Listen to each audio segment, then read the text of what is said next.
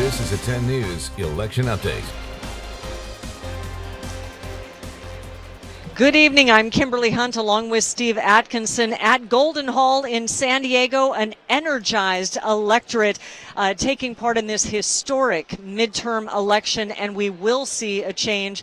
The U.S. House already projected by ABC to go to the Democrats. They will be able to hold on to the Senate according to those projections, and now all eyes are on California. No doubt about that. You're in the right place for the best coverage of election night here in a crazy midterm is what it's been so far. We have a team of reporters fanned out all over. It's been a very interesting night down at the Registrar of Voters office as well, where the lines have been there for hours, people waiting in line for at least 3 hours as the polls come to a close now. Let's check in with our Anthony Pura with much more there. Anthony.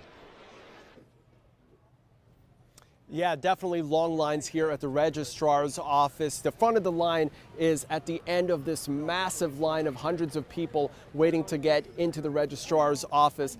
Now you can see that it is wrapping around the building here all the way around this end, and then it wraps around again. Now at 8 o'clock, the polls close. That was a minute ago. If you're in line by 8 o'clock, they're going to let you vote.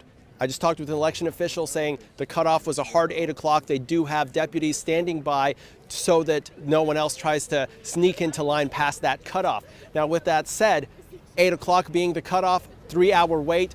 This line could be here for 3 hours at least, so the last voter won't be through until around 11 o'clock if that projection holds. Now, part of the reason that this is so long is obviously the high interest in this election, but also same-day voting, conditional registration, that's playing a factor in this. A lot of people registering today and trying to get in here.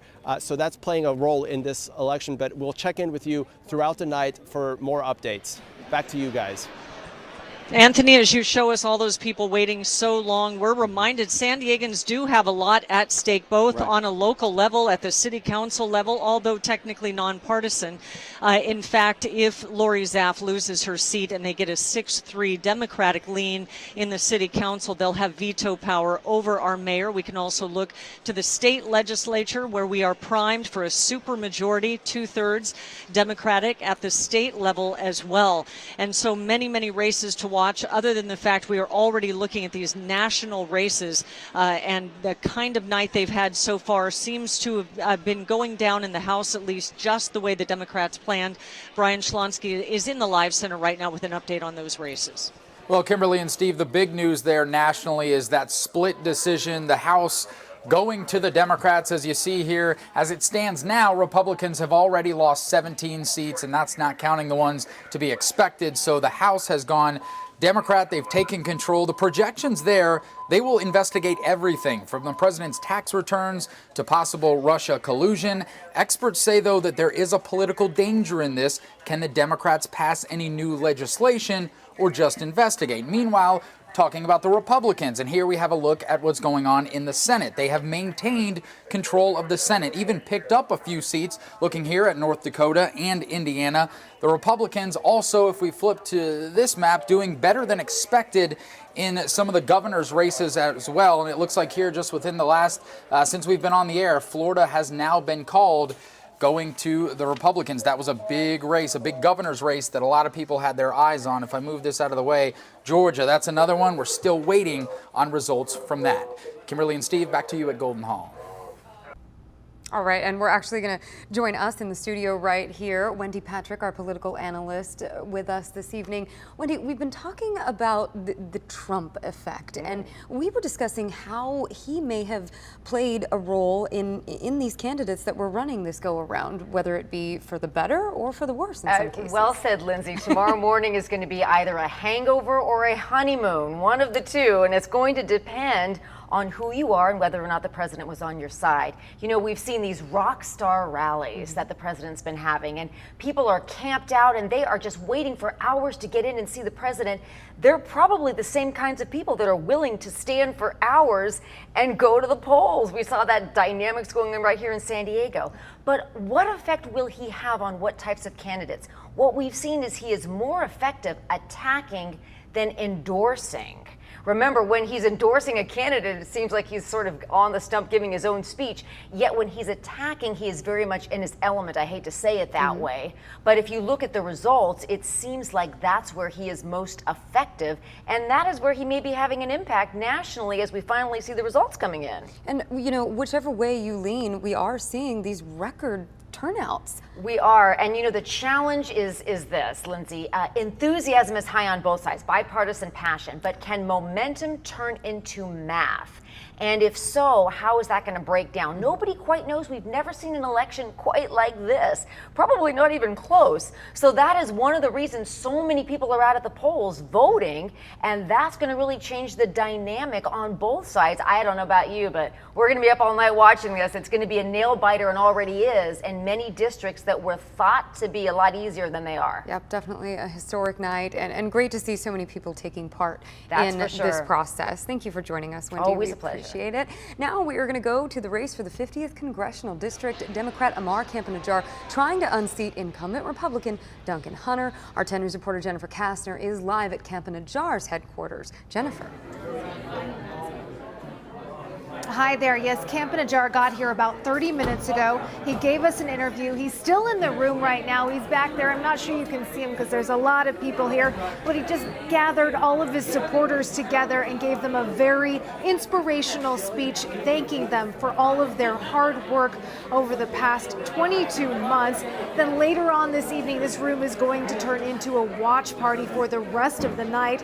Let's go to our video now. Before the Democratic congressional hopeful spoke with us this evening, he made his way around the room to thank the dozens of volunteers who've supported him through this hotly contested race against incumbent Republican Duncan Hunter to win a seat in California's 50th district. He told us this is how he spent his voting day. Listen. Started in Jamul, went to Ramona, Temecula, Fallbrook, Escondido, San Marcos, left no rock unturned. We have a people power movement who's ready to bring home the victory. It's not about me taking the seat from Duncan Hunter. It's about giving it back to all these people you see here. You heard it, a whole lot of last-minute campaigning all day. Now he's off to a private party, and then he's heading downtown to Golden Hall for the rest of the evening. We have John Horn covering Duncan Hunter in that part of the race. Let's go to John right now.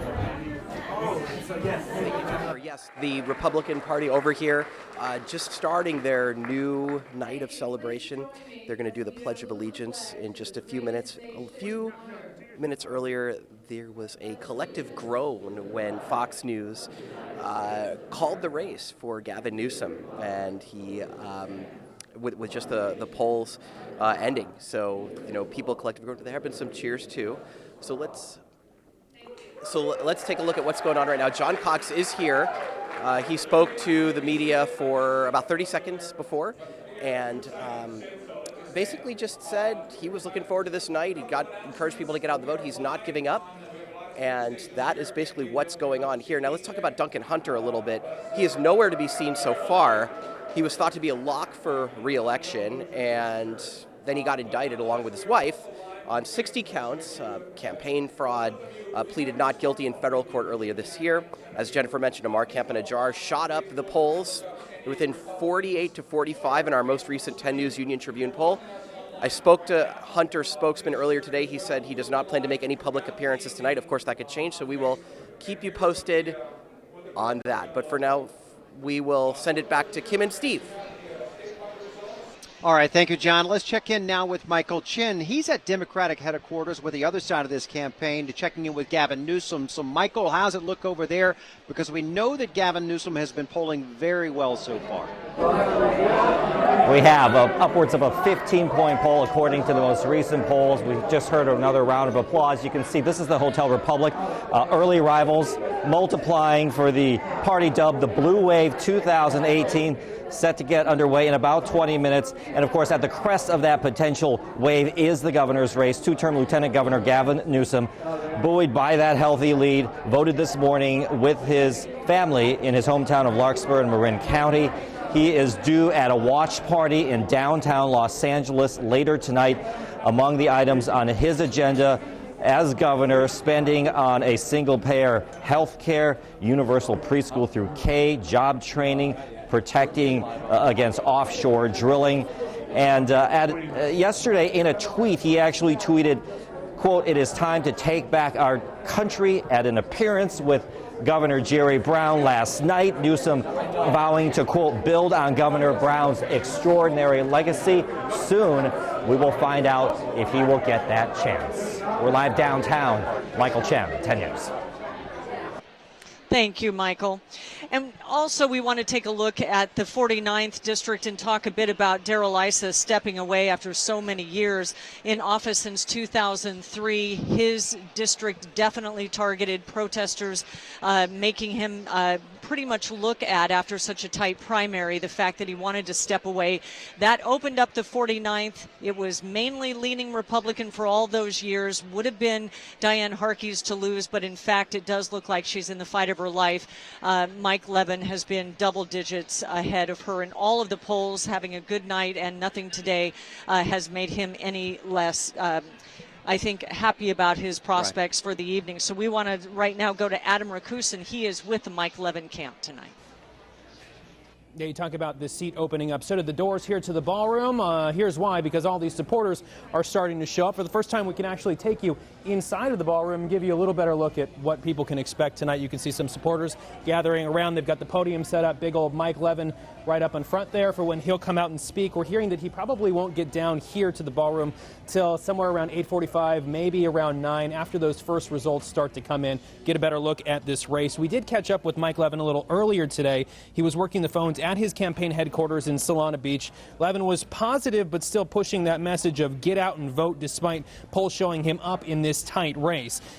On the other side of this, that's the same message that Diane Harkey's campaign wanted to get out as well. Down, not out. Just about an hour ago, my colleague Jeff Lasky was with that campaign in the North County as people were still on their phones trying to get people to get out there and vote. They're pushing for every last vote as well. So it's 8 p.m. right now. The first polls closing. The first election results should be coming in, giving us a little better idea of what's going to happen in this race. Despite what happens, it'll be the first time that somebody other than Darrell Issa has occupied this seat since the early 2000s. So once those numbers come in, we'll keep you updated, and certainly as the party gets going here, either way, we'll let you know what happens. Reporting live in Del Mar, Adam Rakusin, 10 News. Adam, thank you. One of the most important races throughout the entire nation. The nation is on San Diego County with that race in the 49th here tonight. Okay, we also have some very big local races as well with our San Diego City Council. There are 4 positions up for grabs. One of those positions could be lost by an incumbent for the first time since the early 1990s. So let's check in with our Melissa Masiha. She's at the Grand Hotel with an update from that. Melissa. And this is where the local Republicans are going to be gathering for election night. We see some of them there in the hallway. Of course, the crowd's expected to pour in here at the Grant. Again, like you mentioned, Steve, 4 seats up for grabs. 2 of those races involve Republicans. Now, these are nonpartisan positions. Both Republicans, though, need to keep their seat to avoid a Democrat supermajority. Chris Cate is the incumbent for District 6. He is running against Tommy Howe. Held a pretty commanding lead over Howe in the primary. Cate spoke to me about his priorities if he is reelected. We still need to focus on public safety and our infrastructure. Those are 2 vital issues that we need to be focused on constantly as a city. But there are other issues that are peeking their head in our district, and not just in downtown. But you look at housing, you look at homelessness. Those are issues that we have to address and find solutions for as well too. And the other local race we are watching is for District 2. That is between Republican incumbent Lori Zaff and Democratic challenger Dr. Jen Campbell. We are waiting for some of the Republican candidates to come in here tonight. Of course, we will bring you that as the evening develops. Reporting live at the U.S. Grant in downtown, Melissa Masiha, 10 News. Thank you, Melissa. We are joined here at Golden Hall by longtime Congresswoman Susan Davis in the 53rd.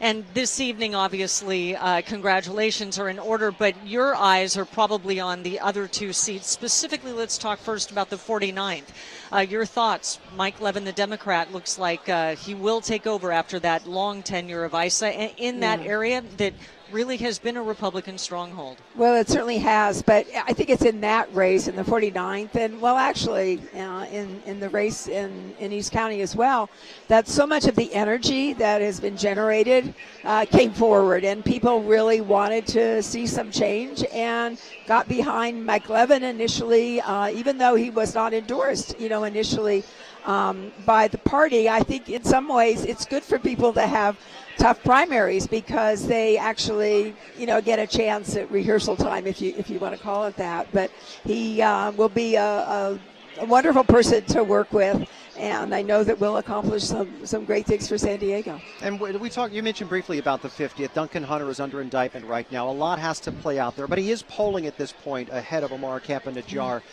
With that in mind, President Trump said earlier this week in some of his rallies, act like you're voting for me on the ticket, even though he's not on this ticket. Do you think that kind of backfired, and maybe that might help Omar Campa-Najjar in the 50th? Well, I think we'll know in a few hours.